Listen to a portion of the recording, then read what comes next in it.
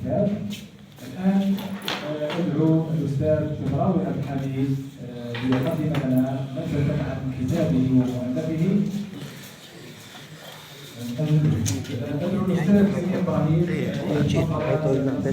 مشكورا.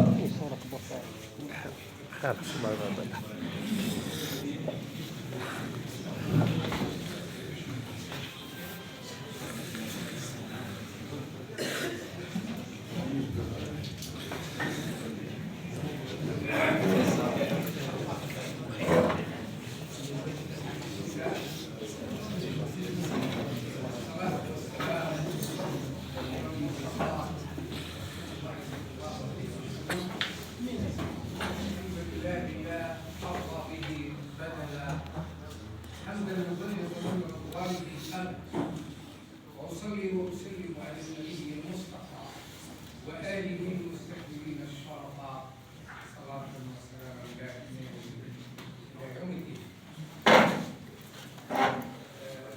والله إن كلماتي لتكون لي وأنا أقف أمام هذا الجمع الكريم، جمع ضم أساتذتي ومعلمي الذين علموني كيف أمسك القلم، وعلموني كيف أنطق الحرف العربي، الحرف العربي الذي نزل به كتاب ربنا.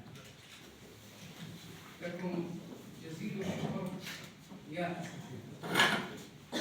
أذكر في هذه الوجوه السعيد زواج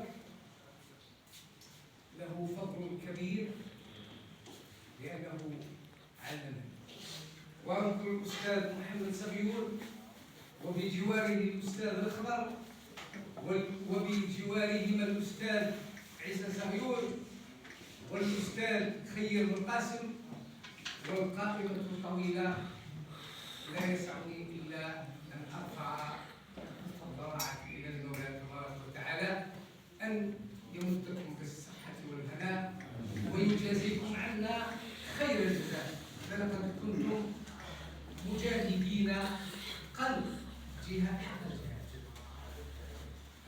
لا يفوتني وأنا أتحدث أن أتوجه بجزيل الشكر لأخي وصديقي الغالي والحليم أستاذ عامر.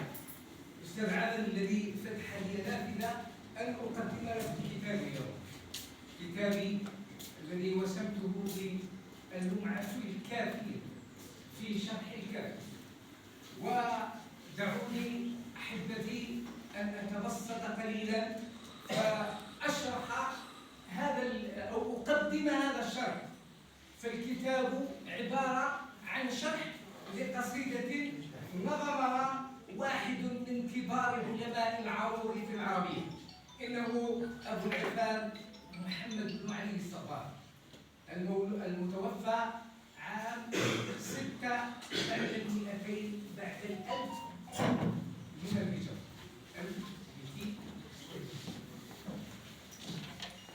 القصيدة لا أخفيكم أمرها. القصيدة عبارة عن سيدي مضغوط بلغة العرب، إنه يجمع في هذه القصيدة كل ما يتعلق بعلم العروض كبيرها وصغيرها، كل مصطلحاتها، كل معانيها، كل ما يمد إلى العروض بصلة جمعه هذا الرجل في قصيدة ضمت 83 بيتا، 83. والواقع عندما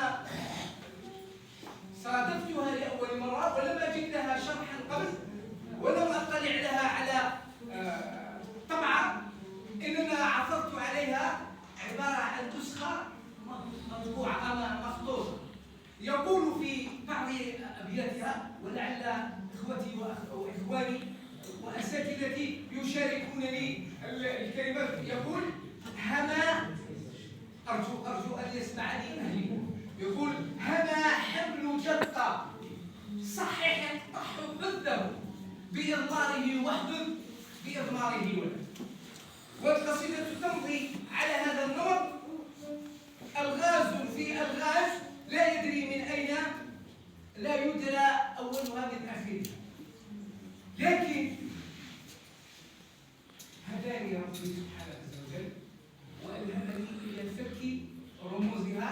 يقول: هنا حمل جدة، فالهاء رمز بها إلى رتبة البحر الشعري. الهاء في حساب الجمل هو 5: أبا جاءت هي وزن، هي وزن. الهاء هي الخامسة، فهو يشير إلى البحر الخامس في بحور الشعر. هما حمل جدة. الحاء من كلمة حاء أشار بها إلى التفعيلة الثامنة من تفاعيل العروض. تفاعيل العروض أقول المفاعيل. الأستاذ سليمان الجوادي هو أدرى بالعروض وعروضها، فهو يشير بالحاء إلى التفعيلة الثامنة. الحاء هي الثانية، متفاعل، وهو يشير بذلك إلى البحر الكامل. ثم قال جطة يشير بالجيم إلى عروض البحر، والطاء إلى أضربه، يعني أضرب 3 أعاضيد و9 أضرب في بحر الكامل. هكذا يجمع كل هذه المعلومات في هما حمل جطة. والقصيدة قد تضم 83 بيتا يتناول فيها كل ما في العروض. وفقني ربي فشرحتها في هذا الكتاب.